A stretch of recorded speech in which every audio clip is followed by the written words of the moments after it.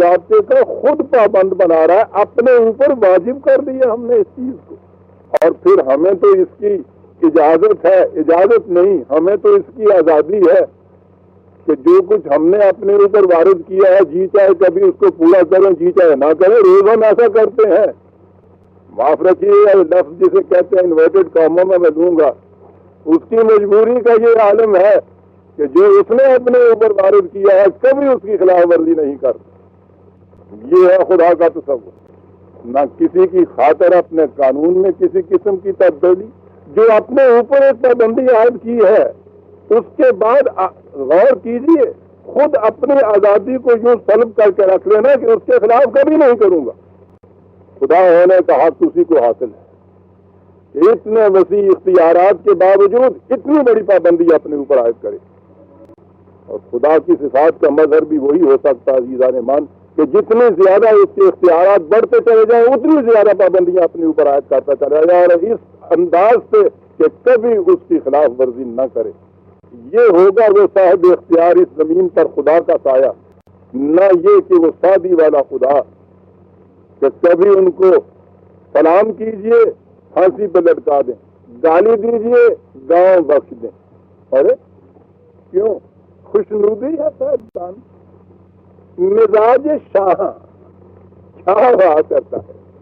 خدا کا تصور عزیزان مان ہم نے یہ قائم کر دیا، قرآن کریم اس تصور کو ختم کر دیتا ہے۔ پہلی چیز تو یہ کہ یہ جتنے اچھے کام یا برے کام کوئی انسان کرتا ہے، کیا اس کا نتیجہ یہ ہوتا ہے کہ اس کے اچھے کام ہوئے خدا خوش ہو گیا، اس کے برے کام ہوئے خدا ناراض ہو گیا؟ قرآن کہتا ہے ان چیزوں سے نہ خوش ہوتا ہے نہ ناراض ہوتا ہے تمہارے اس مفہوم کے اعتبار سے۔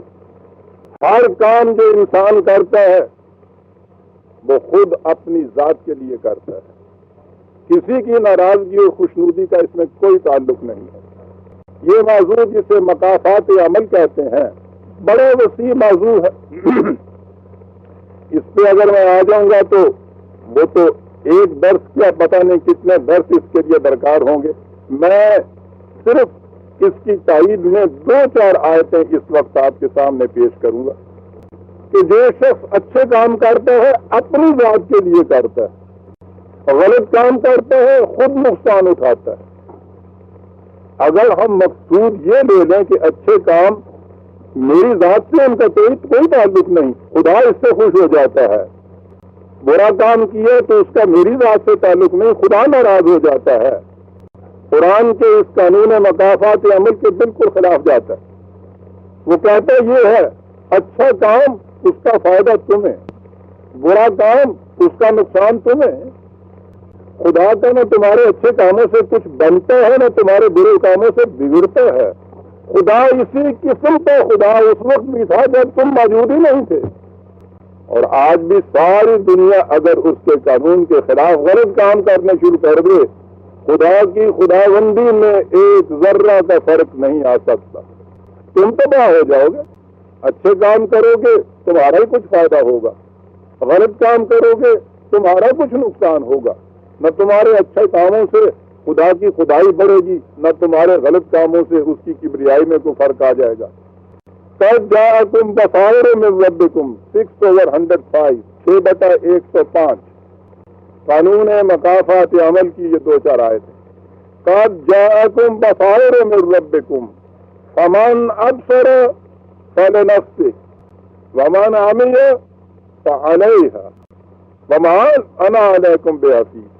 تمہاری طرف ہم نے، تمہاری طرف تمہارے خدا کی طرف سے یہ بصائر آ گئے، روشنیاں آ گئی، بصیرتیں آ گئی، آنکھیں کھولنے کا سامان آ گیا۔ اب جو شخص آنکھیں کھول کر دیکھ کر چلتا ہے اس کا فائدہ اس کی اپنی ذات کو پہنچتا ہے، جو آنکھیں بند کر لیتا ہے اس کا نقصان اس کو پہنچتا ہے۔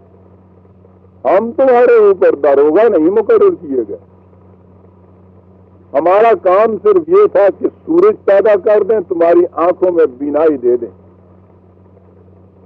اب سورج کی موجودگی میں بھی اگر کوئی شخص آنکھیں بند کر لیتا ہے، سورج کی روشنی میں تو کوئی فرق نہیں آ جاتا. تم خود ہی ٹھوکریں کھاتے ہو، آنکھیں کھول کر چلتے ہو، صحیح راستے پر چلے جاتے ہو. آپ نے دیکھا قال نفس ہی ومن عمل صالحا، کسی دوسرے کی خوشنودی اور خفگی کا سوال نہیں ہے. اچھی غذا کھاتے ہو صحت اچھی ہو جاتی ہے، زہر پھانکتے ہو تمہاری ہلاکت ہو جاتی ہے. کسی کو 10/108 10/108 قل یا ایھا الناس قد جاءکم الحق من ربکم، کہہ دو اے نو انسانی، تمہارے خدا کی طرف سے الحق دی ٹروتھ وہ آ گیا. فمن اہتدی فانما یہتدی لنفسہ، جو اس صحیح راستے پر چلے گا اپنی ذات کے فائدے کے لیے ایسا کرے گا. ومن ضل فانما یضل علیہا، اور جو یہ صحیح راستہ چھوڑ کے غلط راستے پہ چلے گا وہ خود گمراہی میں پہنچ جائے گا. غلط راستے پہ چلنے سے منزل مقصود پہ نہیں پہنچ سکے گا. تمہارے لیے ہے یہ چیز. جو ہے آپ دیکھتے ہیں کہ ہر عمل کا نتیجہ انسان کی اپنی ذات پہ مرتب ہو رہا ہے. کسی دوسرے کی خفگی اور خوشنودگی کا اس میں کوئی واسطہ نہیں ہے، کوئی تعلق نہیں ہے. یہ تو ایک قانون ہے، قانون کی پابندی کا سوال ہے، اس سے سرکشی کا سوال ہے، اس کے اٹل نتائج کا سوال ہے. ایک اور آیت 17/7 17/7 ان احسنتم احسنتم لانفسکم، عمل حسنات کرو گے، حسنہ کرو گے جسے حسنات کہتے ہیں، اسے کہتے ہیں حسن بنانے والے اعمال. یہ کرو گے تمہاری اپنی زندگی حسین ہو جائے گی. وَإِنْ أَسَأْتُمْ فَلَهَا، ناہمواریاں پیدا کرنے والے کام کرو گے تمہاری اپنی زندگی ناہموار ہو جائے گی. آپ دیکھ رہے ہیں کہ کس طرح قرآن کریم نے اس سے واضح کر دیا کہ تمہارے ہر عمل کا نتیجہ تمہاری اپنی ذات پر مترتب ہوتا ہے. اس میں خدا کے خوش ہو جانے یا ناراض ہو جانے کا کوئی سوال نہیں.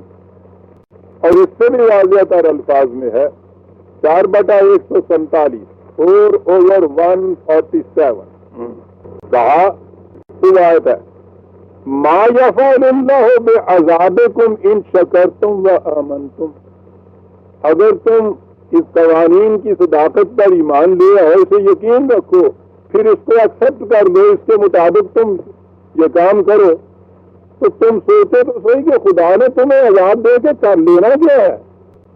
یعنی اس میں سے کیا حاصل کرنا ہے، اس نے کون سی کمائی اس میں اپنی کچھ کرنی ہے. دیکھا کس طرح سے یہ چیز خود انسان کی ذات تک محدود کر کے رکھ دی گئی. اس نے کیا کرنا ہے تمہیں عذاب دے کے اگر تم یہ روش اختیار کرو. اور دوسرے مقام پہ 29/5 29/5 ومن جاہد فإنما یجاہد لنفسہ،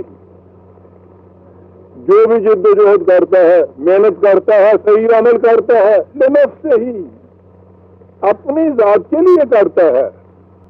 اور اس کا اگلا ٹکڑا ہے ان اللہ لغنی عن العالمین، ہم ساری کائنات اقوام عالم انسانیت جو بھی ہے ہم ان تمام سے مستغنی. تو خدا بھی اگر محتاج ہو جائے ہمارے اچھے اعمال کا تو ہم تو چوتھے دن اس کی خدائی کو ڈبا دیں. جو حکومتیں محتاج ہو جاتی ہیں لوگوں کے اعمال کا، دیکھتے ہیں کس طرح سے ڈوبتی ہیں. اگر اس کا پایا تخت جو ہے، اس کے پائے جو ہے وہ ٹکے ہوئے ہوں ہمارے اعمال پہ، ہر وقت ہر پھر کامتا رہے، جب جی چاہے الٹ کے رکھ دیں. منصبت خدا رہا، خدا ہونا یہ ہے کہ ان اللہ غنی عن العالمین. کیا چیز ہے، اور یہی چیز ہے جس کو آپ کہتے ہیں تقرب خدا کا. خدا کا سایہ اگر کہتے ہیں تو اسے یہ ہونا چاہیے کہ آن میرٹ اس کو زندہ رہنے کا اور مستحکم ہونے کا حق پہنچتا ہو. وہ آن میرٹ جیے، کوئی نظام کوئی تصور، کوئی فلسفہ حیات، کوئی نظام حکومت